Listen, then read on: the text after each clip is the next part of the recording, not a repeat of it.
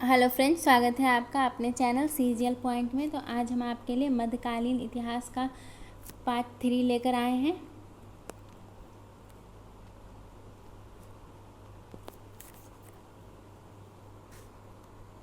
इस वीडियो में हम मोहम्मद गोरी के बारे में और उससे जुड़े हुए पॉइंट के बारे में पढ़ेंगे दोस्तों। ठीक है, सबसे पहले हम बात करते हैं कि भारत और अफ़गानिस्तान। जैसे देखिए, ये भारत और अफ़गानिस्तान का सीमा है। भारत और अफ़गानिस्तान, पहले आपको पता है पाकिस्तान, अफ़गानिस्तान और भारत एक ही में था। तो और इधर में गजनवी साम्राज्य था और इधर में गौड़ साम्राज्य था। तो गजनवी वाले लोग भारत में आए थे और उन्होंने रास्ता बता दिया था कि किस तरीके से भारत में आना है, क्योंकि पहले जीपीएस तो था नहीं। तो इसलिए गजनवी जिस रास्ते से आए थे उसी रास्ते से गौर भी भारत में आते हैं दोस्तों। क्योंकि जब गजनवी की मृत्यु हो जाती है ना, तो फिर उसके बाद उसका कोई उत्तराधिकारी उतना योग्य नहीं रह पाता है। तो इसलिए ये गौर प्रदेश के लोग ये भारत में आना शुरू कर देते हैं। देखिए, अब हम खासकर मोहम्मद गोरी के बारे में पढ़ेंगे दोस्तों। 1173 में मोहम्मद गोरी राजा बनता है गौर प्रदेश का, जो कि ससवानी वंश वहाँ पे था। गौर प्रदेश है और ससवानी वंश है, ससवानी वंश था वहाँ पे।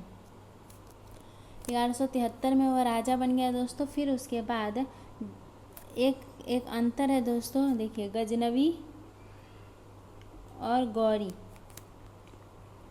देखिए, इसका ये क्या, ये लुटेरा कह सकते हैं इसको। ये इसका मकसद था धन लूटना और इसका मकसद था साम्राज्य विस्तार करना। साम्राज्य विस्तार करना मतलब कि यह भारत में शासन करना चाहता था।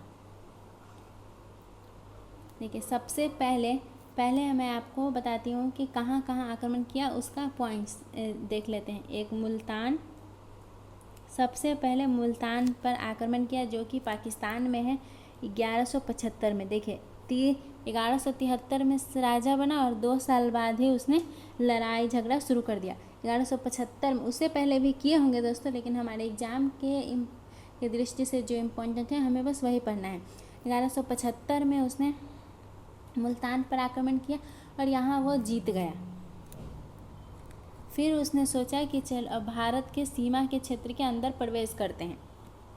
देखिए, भारत में वो कहाँ कहाँ आया, पहले देख लेते हैं कि उस समय भारत में सिनारियो कैसा था।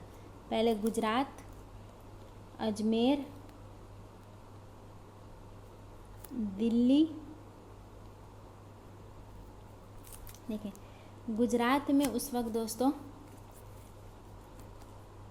भीम द्वितीय, इसका नाम है मूलराज द्वितीय का, जो कि एक बच्चा था। तो इसकी माँ थी नाइक देवी, वो उसके साथ शासन कर रही थी।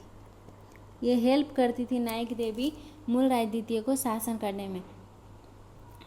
वो मुल्तान जीतने के बाद मोहम्मद गोरी गुजरात में आक्रमण करता है, लेकिन कहते हैं ना कि स्त्री को हराना बहुत डिफ़िकल्ट होता है।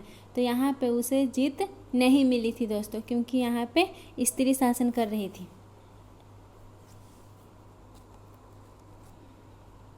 अब थोड़ा सा लव स्टोरी एक देख लेते हैं दोस्तों।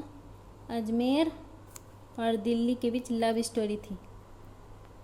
देखिए, अजमेर में देखिए 2 लव स्टोरी आएगा दोस्तों इसमें। अजमेर में चौहान वंश का शासन था और यहाँ पे दिल्ली में तोमर वंश का शासन था।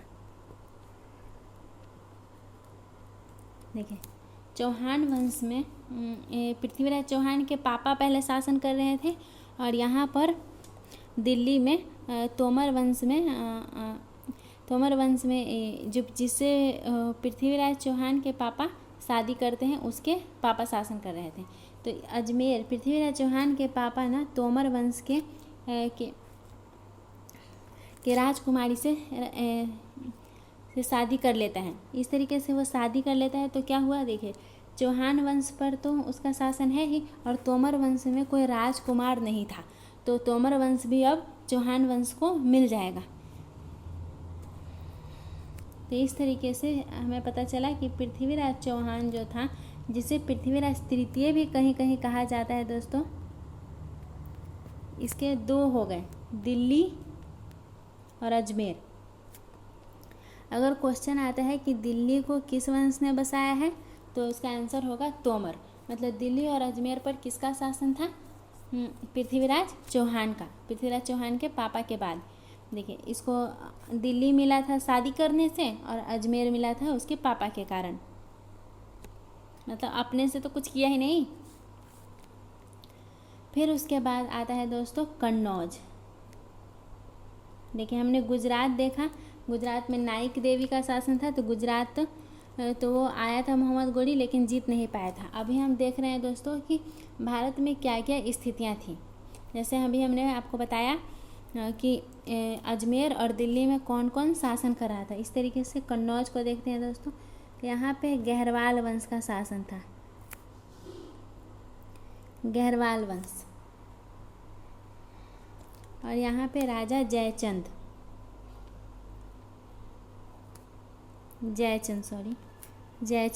देखिए, यहाँ भी एक लव स्टोरी आती है दोस्तों। देखिए, जो पृथ्वीराज चौहान था ना,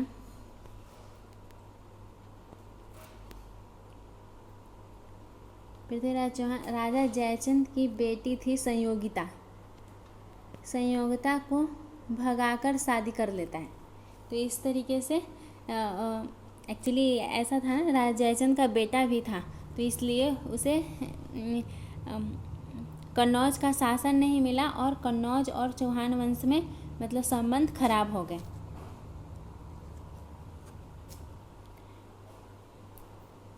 फिर उसके बाद आता है दोस्तों, अब हम देखते हैं कि पृथ्वीराज चौहान और गोरी के बीच, गोरी और पृथ्वीराज चौहान के बीच एक फेमस आक्रमण हुआ था 1191 में, तराइन का युद्ध। बहुत बार आपने ये क्वेश्चन देखा होगा दोस्तों। इस युद्ध में ना पृथ्वीराज चौहान जीत जाता है और गोरी हार जाता है। तो गोरी हार जाता है और सोचता है ना कि यह तो मतलब कि इतना शक्तिशाली नहीं है, फिर कभी आएगा तो हम इसे आराम से हरा देंगे, और वो अपनी सेना को ट्रेनिंग नहीं देता है। तो बाद में फिर 1192 में द्वितीय तराइन का युद्ध होता है।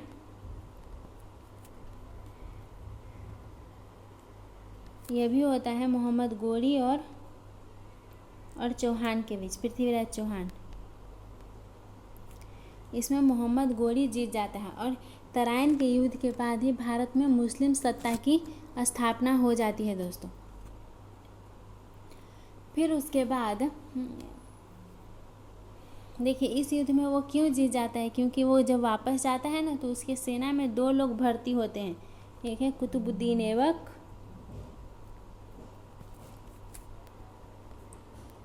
और दूसरा है बख्तियार खिलजी। ये लोग बहुत ही बहादुर रहते हैं दोस्तों।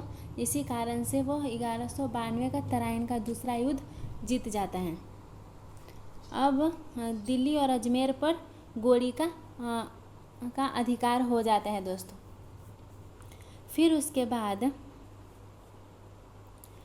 ये कन्नौज की तरफ जाता है, कन्नौज की तरफ, और चंदावर का युद्ध लड़ता है।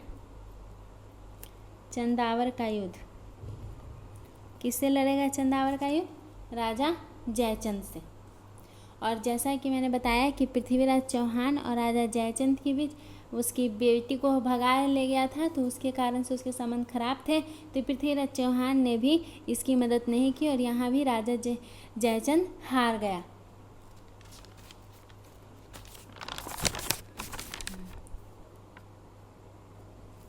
देखिए, दिल्ली, अजमेर और कन्नौज, अब तीनों जगह मोहम्मद गोरी का शासन हो गया दोस्तों। चंद बरदाई एक इतिहासकार हैं।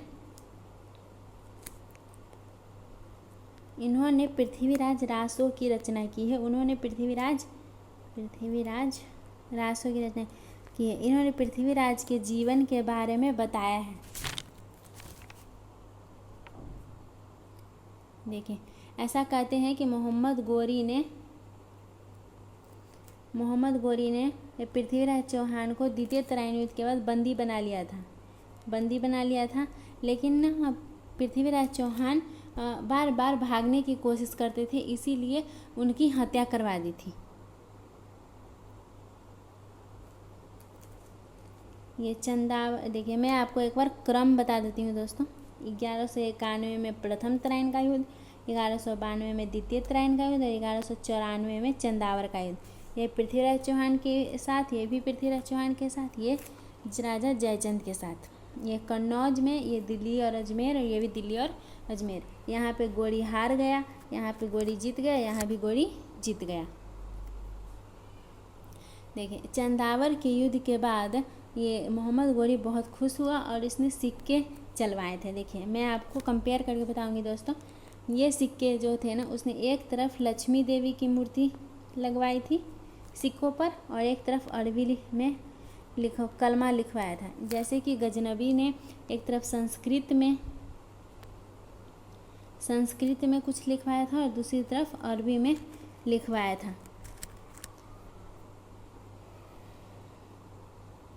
देखिए, एक बात है ना मोहम्मद गोरी के बारे में कि जब भी वो, जैसे वो दिल्ली और अजमेर में आक्रमण किया, कन्नौज में आक्रमण किया, तो आक्रमण करता था ना, उसके बाद वो गौर प्रदेश वापस चला जाता था और जो उसके सेनापति होते थे उसे वह क्षेत्र देकर वापस चला जाता था। तो जब वह चंदावर का युद्ध में जीत गया, उसके बाद वो गौर प्रदेश अपने वापस जाने लगा। तो जब वो वापस जा रहा था ना, तब उसको बीच में ही गजनवी वालों ने उन पर आक्रमण कर दिया, तो जिसके कारण से वापस वो भारत में आ गया, भारत में पुनः वापस आ गया।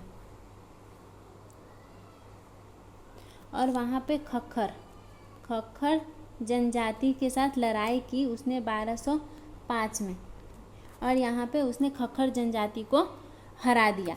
लेकिन बाद में फिर वो ऐसा ही करता था, जब हरा देता था फिर उसके बाद अपने दोस्तों यारों से मिलता था, फिर वापस चला जाता था।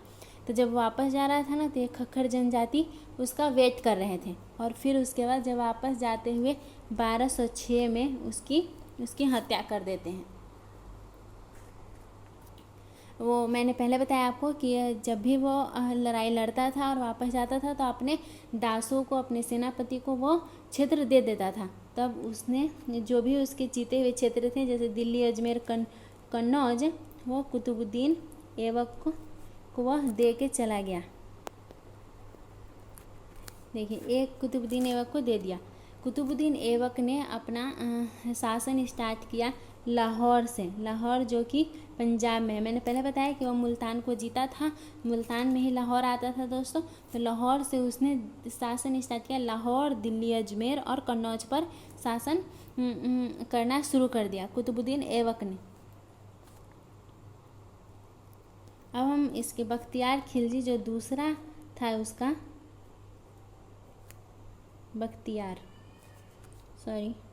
बख्तियार खिलजी। देखिए, ये ना इसका सोच एकदम मोहम्मद गोरी जैसा था। इसने ना सोचा कि अपने साम्राज्य का विस्तार करते हैं, और वह बंगाल और बिहार की तरफ आगे बढ़ा। सबसे पहले वह बिहार आया और वहाँ पे 2 विश्वविद्यालय हैं, नालंदा विश्वविद्यालय और विक्रमशिला विश्वविद्यालय, उन दोनों को ध्वस्त किया। जब बंगाल उसे मिल गया तो फिर उसके बाद वह बिहार उसको मिल गया, तो फिर वो बंगाल में गया, और बंगाल में वहाँ पे सेन वंश का शासन चल रहा था दोस्तों। सेन वंश में उसने लक्ष्मण सेन वहाँ पे शासन कर रहा था, उसके साथ युद्ध किया और उसको भी हरा दिया। इस तरीके से बंगाल और बिहार को गौर प्रदेश में किसने मिलाया, तो बख्तियार खिलजी ने।